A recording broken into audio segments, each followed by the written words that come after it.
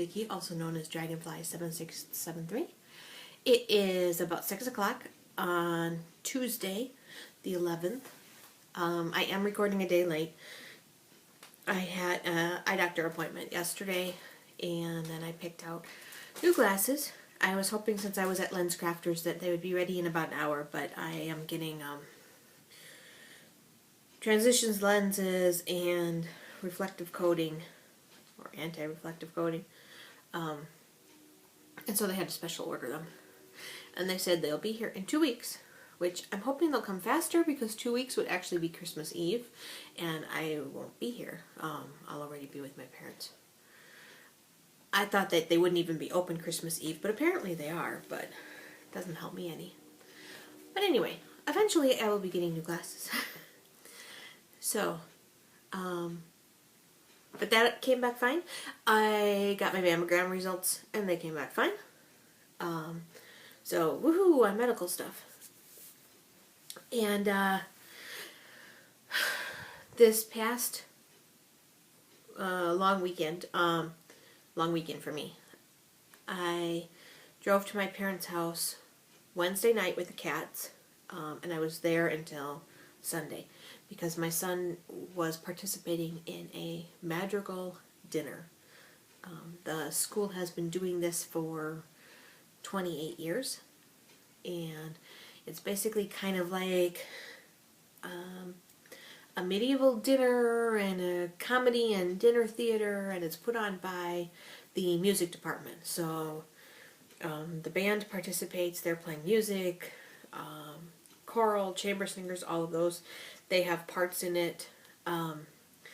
My son, because he was a freshman, he was a beggar, which means most of the time he and the other beggars were crawling around on the floor trying to get people to throw coins at them. So we had a pile of pennies. And then the beggars also had a song that was just for them to sing. And they participated in all the group songs. But we started out, there was a mingling time where the lords and ladies were mingling with the guests, and there were hors d'oeuvres and punch, and that was pretty good. The food for the hors d'oeuvres wasn't anything super special. There was one thing I ate that was really disgusting. I don't know what it was, but I'm really sorry I ate it. It's not often that I eat something and wish I could spit it out. This time I did. Mom thinks it was a chicken liver type thing. I don't know, but it was gross. But anyway, but then from there, they announced that it's time to go to the Queen's Theater. And there, part of the kids are participating in, it's not really a play.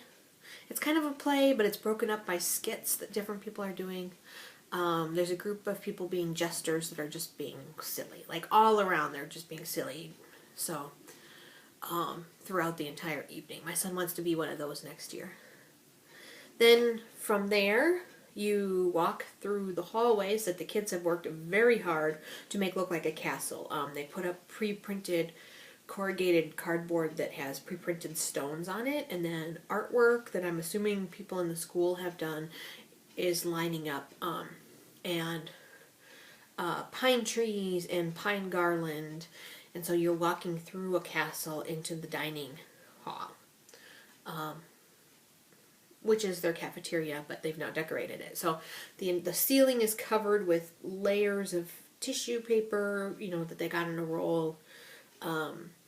It's really, really elaborate. My sister did it when she was younger, but my parents said it has gotten a lot more elaborate, and I never saw it when she did it.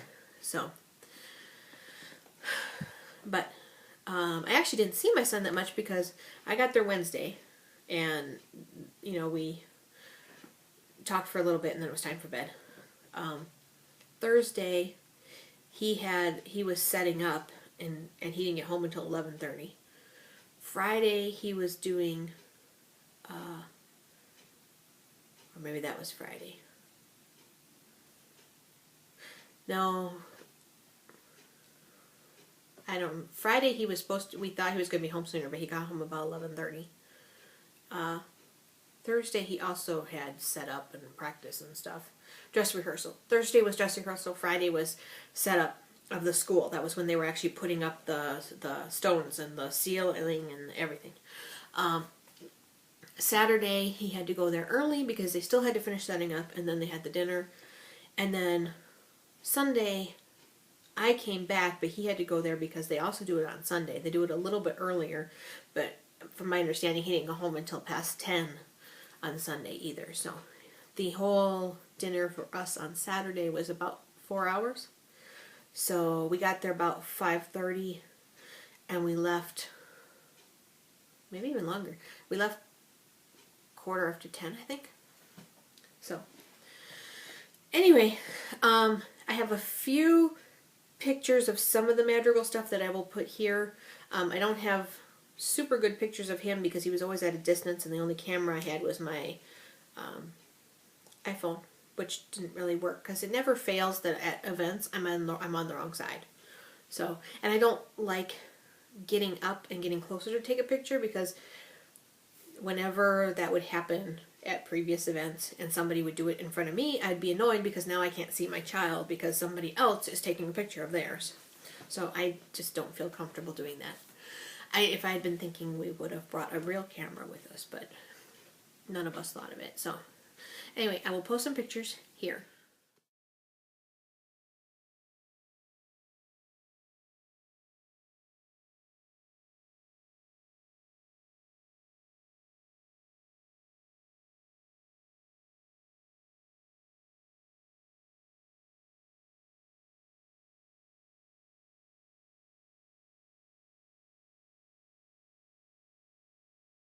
So anyway, so this episode is called Bragging because partially I wanted to tell you about the Madrigal dinner, and I'm really proud of my son. It was very nice to see him really excited and enthusiastic about participating in something at school. He was, however, very tired come Monday. And the other reason I wanted to call this bragging is because my Christmas presents are all done. Of course, this means I have nothing I can really show you guys, but I'm happy because everything is done. And a lot of that actually is thanks to my mom. She was a huge help to me for finishing some stuff up, but I will have to show you that. I can show you that next part of that next week, and the rest of it will have to wait till after Christmas. However, because all my stuff is done, that means that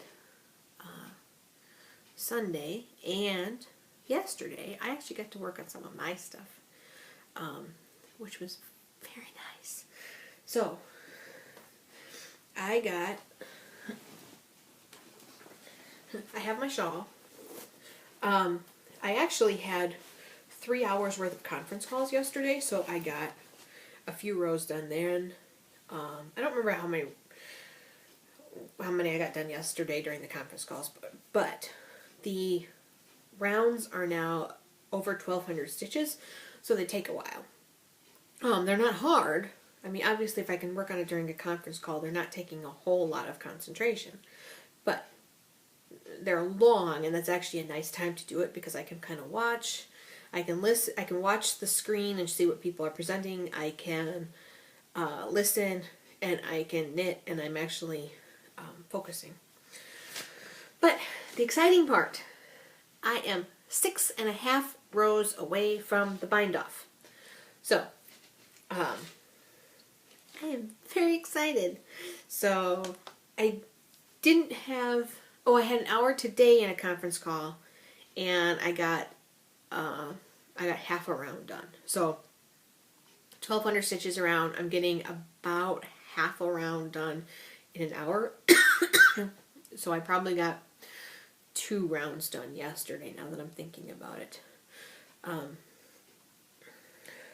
But it's really close, and it's like I am now sure that I will finish this before 2013.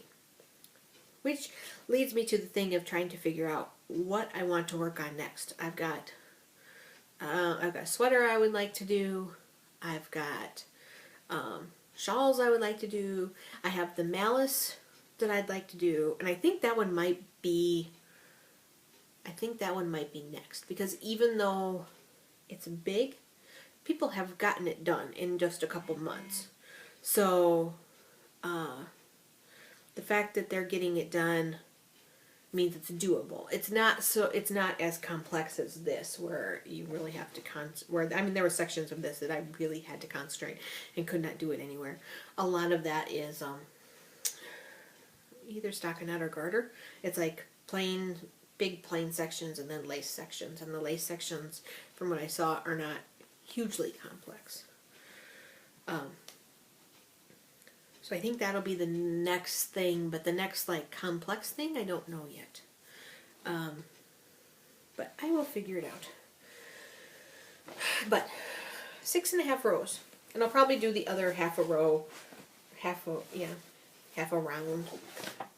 tonight, so that I have 6 left. So that's 3 pattern rows and 3 plain rows, because it's pattern plain.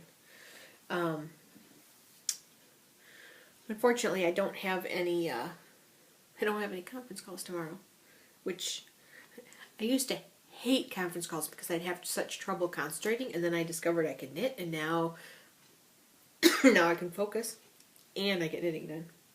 So, and tomorrow night is a company party, so I won't get anything done tomorrow night.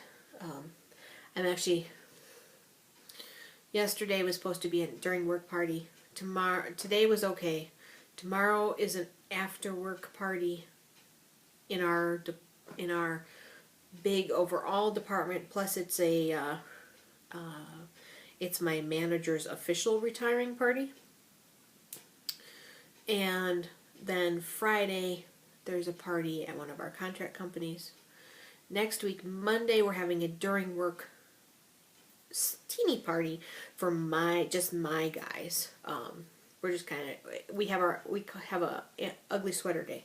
So, everybody's doing ugly sweaters in remembering Carrie. Well, I don't have that many, and I'm going to wear an ugly sweater on next Monday anyway for work. So I will do that. Recording will include ugly sweater day, my ugly sweater. Tuesday, there's the unofficial retiring party and I've been informed by my ex-manager that I need to go. And then Wednesday is my new manager's Christmas party. And then Thursday, Tiff comes, and we go to my parents'. And I'm thinking, and Friday I have off, and Tiff and I are going on a mini yarn crawl. And then probably part of that weekend, I will let Tiff hang out with the parents, and I will probably end up taking a nap, because I'm already exhausted. And this weekend is busy too. I'm sorry, I am talking about a ton of things and not showing you anything. So I'm 6 rows away from my shawl. I also yesterday started spinning something. So I'm going to post a picture right here. 2 pictures actually.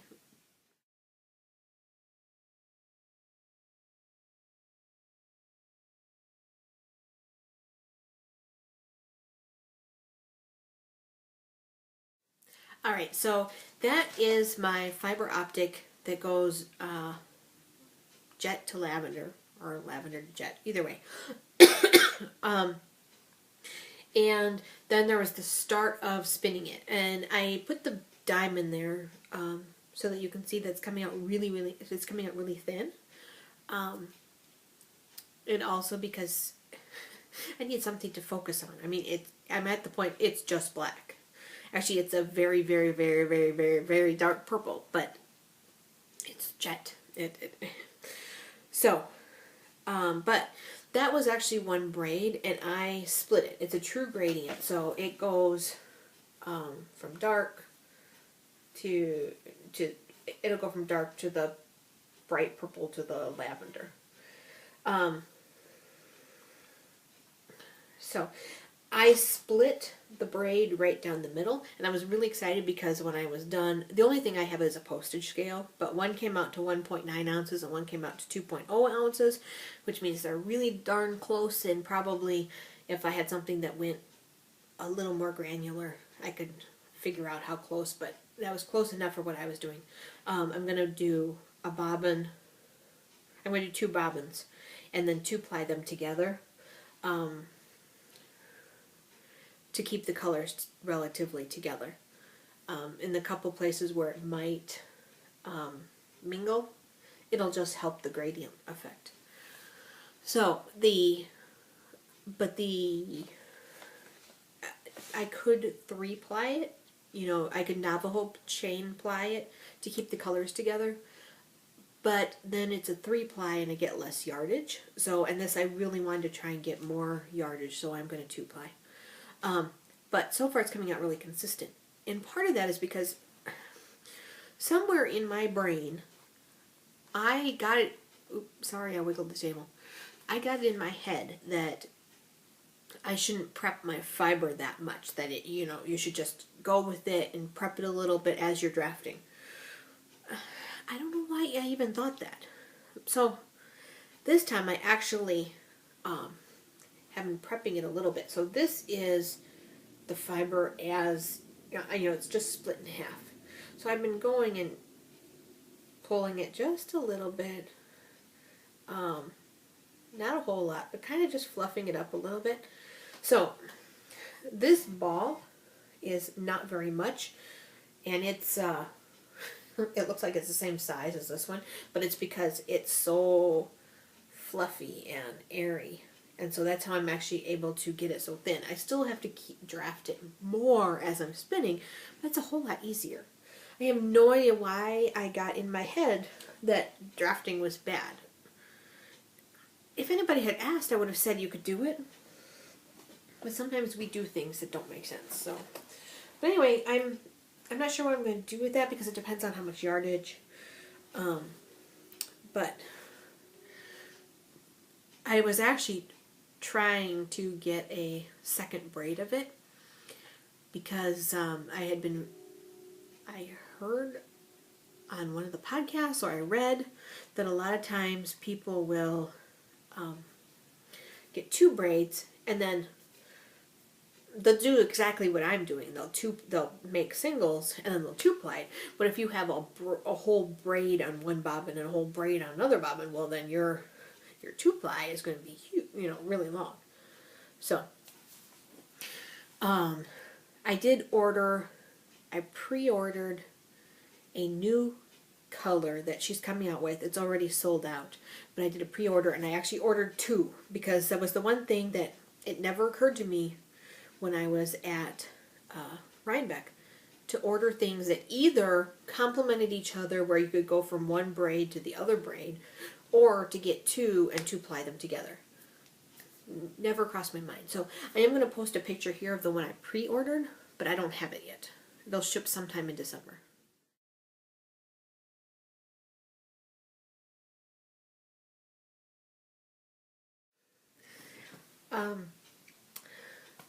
So that's the color that I pre-ordered.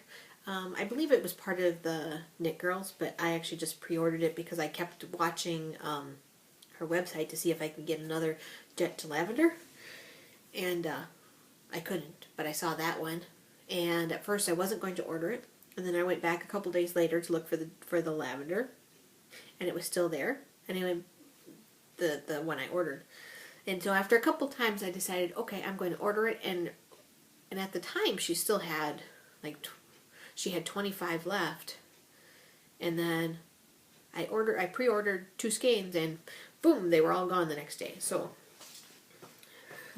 I feel like it was waiting for me. So I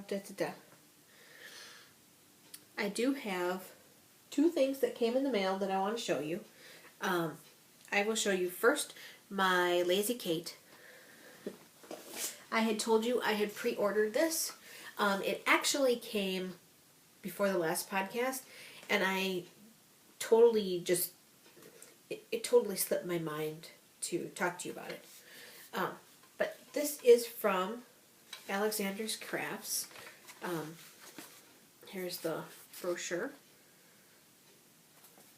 And I got this kind on the bottom, the which is the horizontal. Because the Kate on my wheel is actually horizontal. And something funny, I had said that the reason I wanted this was so I could do a true 3-ply because I didn't have enough spots on my Lazy Kate attached to my wheel. Well, a couple weekends ago, best friend and I were looking at the wheel and I realized that it wasn't quite put together correctly. So the posts were backwards. It's missing an eye hook. And the reason we're looking at it is because a piece broke off. And apparently it's supposed to have 3 posts for the Lazy Kate and one is just missing. I bought it new, which annoys me a little bit, but say whatever at this point. So, but anyway, this Lazy Kate, the nice thing is that this can sit behind me, so I can actually get some distance if I'm going to Navajo ply. And Karen on Round the Twist just talked about this. But it opens at an angle, so if it was straight up and this was on the floor, it would get tangled. It would get tangled up at the top or here. It wouldn't work very well. Because it's at an angle and you have it on the floor behind you, it's very smooth. So mine is dyed to match my spinning wheel and my woolly winder. So these unscrew and you put the bobbin on, put it in, screw it back in. The bobbin spins freely. If you want, you can use the tension. So when I actually get a chance to use it, I will try to see if I can get best friend to take pictures. It partially depends on if I'm willing to wait on plying until he's around, because sometimes I get impatient and want to do the next step. So, but if he's around when I'm plying, I will have him take a picture. So that is from Alexander's Crafts. That's the one I had ordered at Rhinebeck, and she gave me a little bit of a discount. So I was really happy with it. The other thing I got in the mail, I'm trying to make sure there's nothing else. Alright. The other thing I got in the mail is Spin-Off. And so this is Spin-Off Winter 2013. As you can see, I've got a lot of little sticky notes. So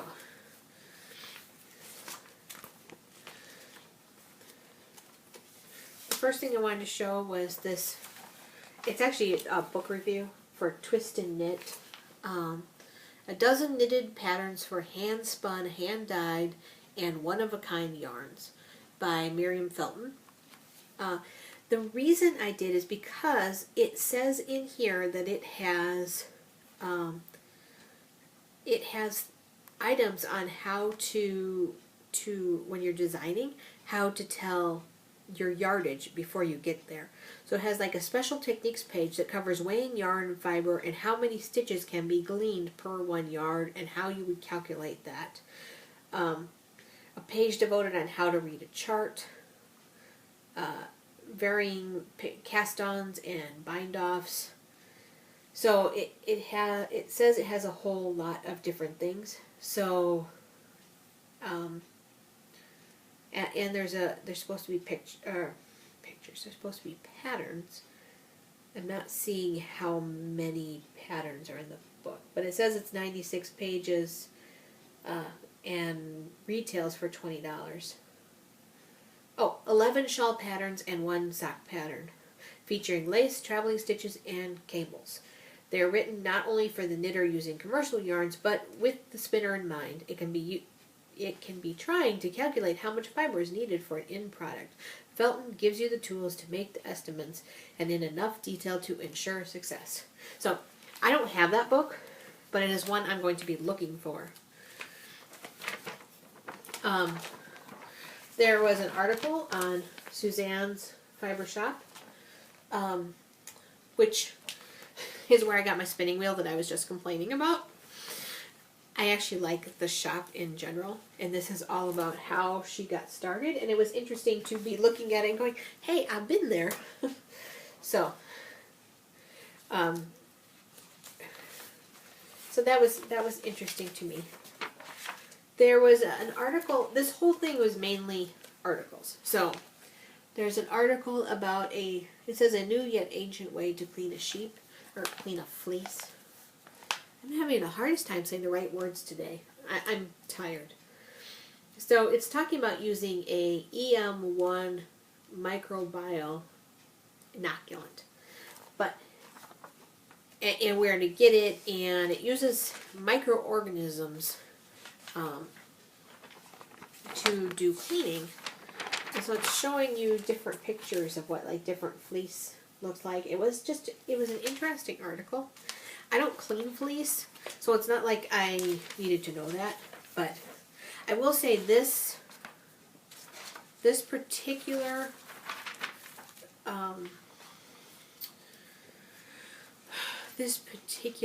issue had a lot about sheep.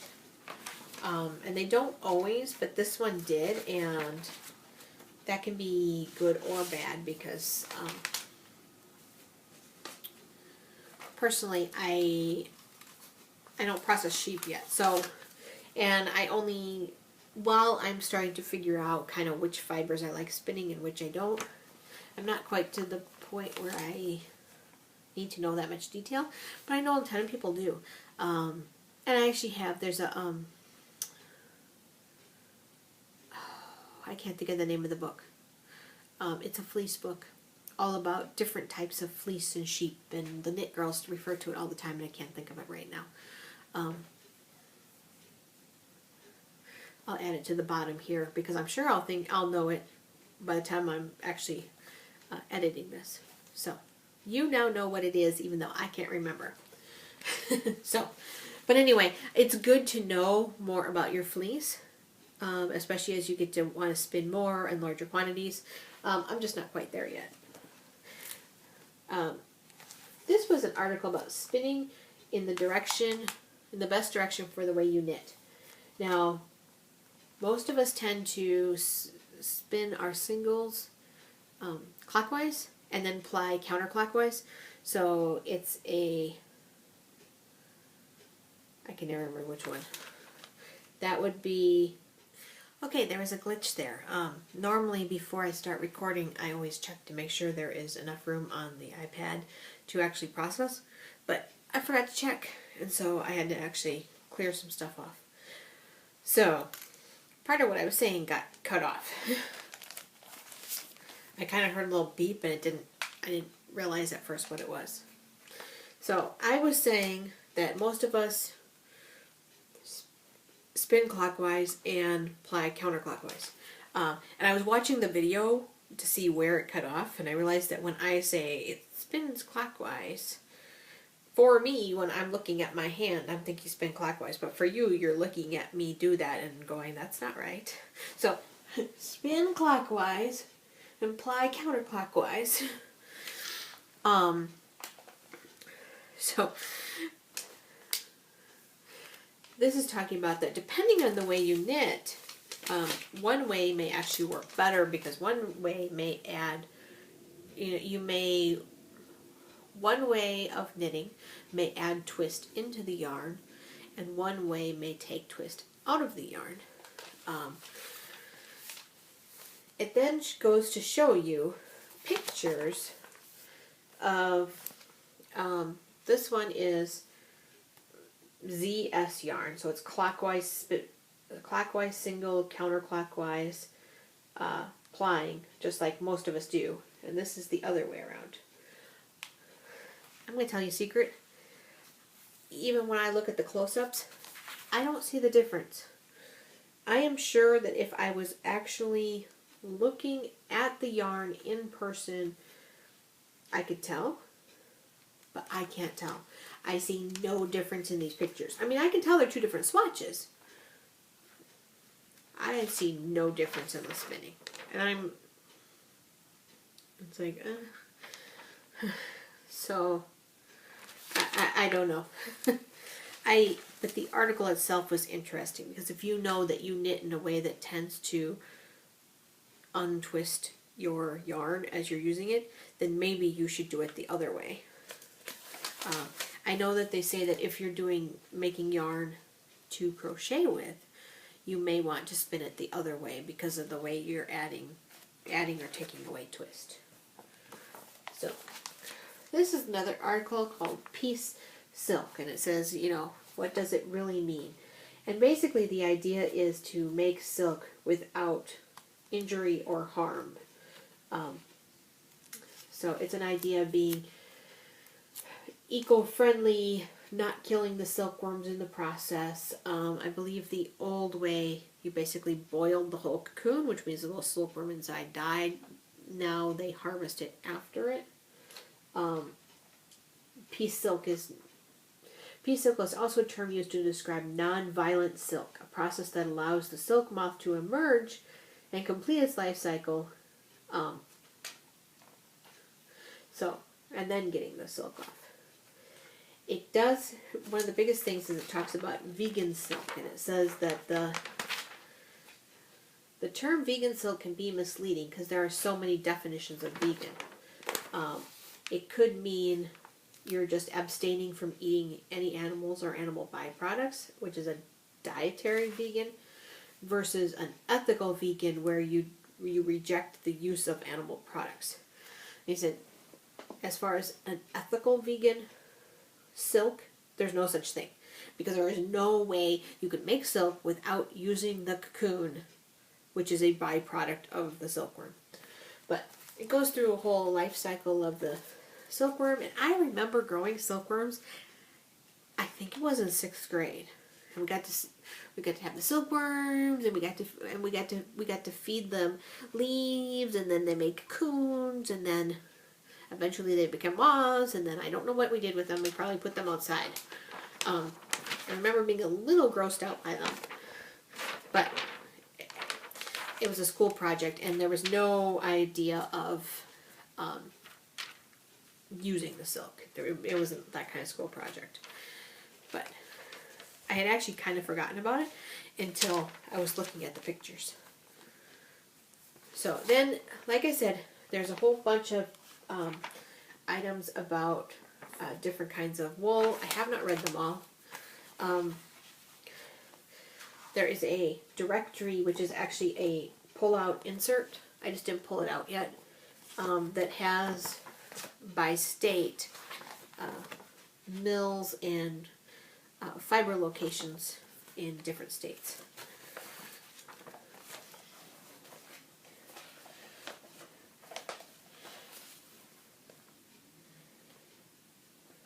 So, then there was, this is called the New Zealand Half-Breed. I didn't read it, but I did think that these mitts were absolutely gorgeous. And I thought they were going to be in here. Well, after looking through the magazine a few times, I finally realized that it says that these are the Dustland mitts designed by Stephen West from West Knits Book 3. Not in the magazine. And I guess that, I will say that kind of frustrated me, because in a magazine like this, if you're going to show me these really pretty mitts, I expect to be able to get the pattern. This is another one. These are beaded fingerless gloves. Again, they are from, they are based on a pair in Monica Staddeck's something in German that I can't pronounce. They're beautiful, but if I'm going to see something in here, I'm going to go, ooh, that's really cool. I want to make that.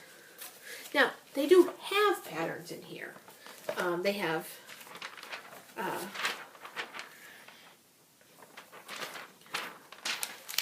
a sweater pattern. It's called Brioche Basic. It's a very simple cardigan. They have an article about how to match mill spun yarns to your hand spun, you know, how to get the same look.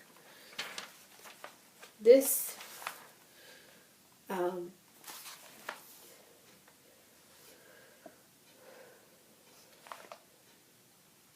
this collar I thought was woven at first based on the look.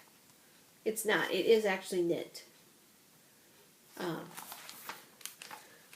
I thought that it was, I like her yarn. I like the fabric. I don't really like the pattern that much. So there's a striped sweater in here. The couple things that were in here weren't anything very exciting to me. There is, however, the magical holiday cape with the lovely little girl here. And it's made out of all kinds of hand spun. And I'm looking at the pictures from the front and the back showing her wearing it. I really don't like it. It looks like something somebody's grandmother made, and now you have to wear it at Christmas because Grandma will be sad if you don't. I get the idea that it's like mixing things. It's giving you a chance to, you know, Missy. It's giving you a chance to use your different hand spuns together, but I don't like it in that picture. I think it's kind of a weird mismatch, and it didn't do anything for me. Hi.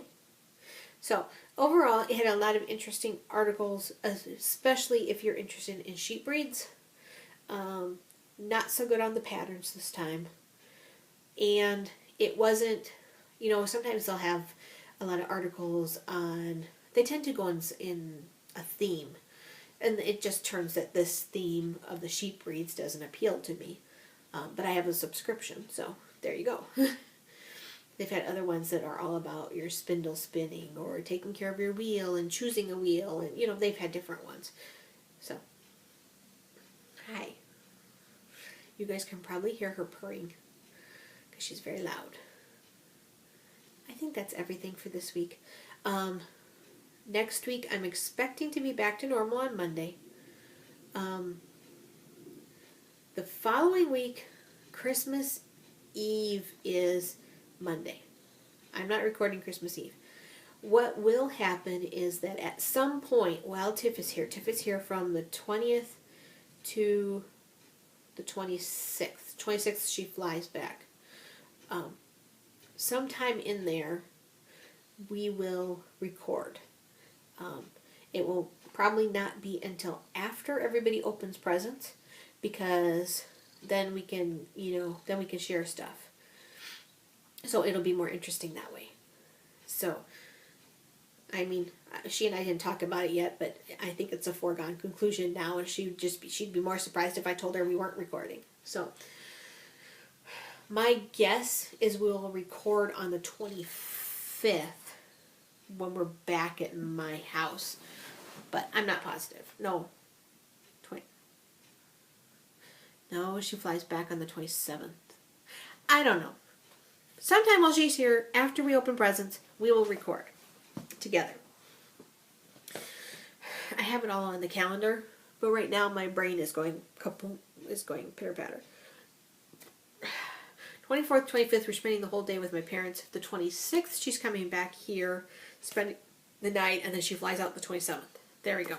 So, either we will record from my parents after we open presents, or we will wait until we're back here. Either way, it'll be sometime 25th, 26th-ish. So, and then I'll figure out New Year's after that. I haven't got that far yet. So, I will talk to you guys all later. During next week, I will let you know about the special knit-alongs for 2013. So I hope you come back and see that. And I think that's it for now. I will talk to you later. Bye. Sorry, I'm back. I forgot to show you guys something. It got buried when I was trying to figure out why the iPad stopped recording. So, I was awarded today for Random Act of Pattern Day in Carrie's memory. Natalie Ford, who is a designer, gifted me one of her patterns. It is called the Pine Hills Scarf. I don't know how well you can see that picture, so depending on how it looks, I may post a picture at the end.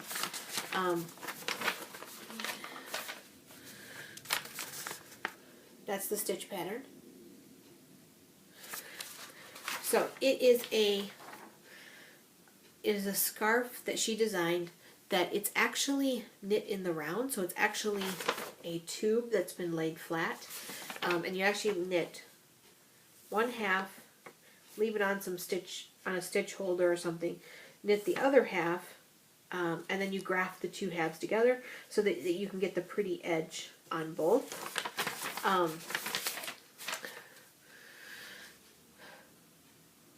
And then she did it in a tube because she liked the front side of this lace pattern, but she didn't like the back side. So she figured if the back side is all on the inside of the tube, you'd never see it. All you see is pretty part. So that was from Natalie Ford today, and I really appreciate it. It made me smile when I was kind of crabby this morning, and not for any reason. I was just a little tired. It was just one of those things. All right. Now that's everything. I'm going to wave goodbye. The UPS man is here. I will see you guys later. Bye now.